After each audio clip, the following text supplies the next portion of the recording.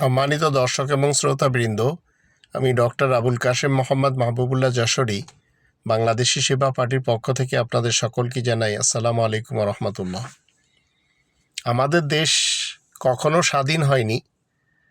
স্বাধীনতা রক্ষার জন্য যদি অন্য দেশকে ডাকতে হয়, যেভাবে 1971 থেকে 2024 পর্যন্ত ভারতকে ডাকা হয়েছে, তাহলে স্বাধীন দেশ হলো কী করে?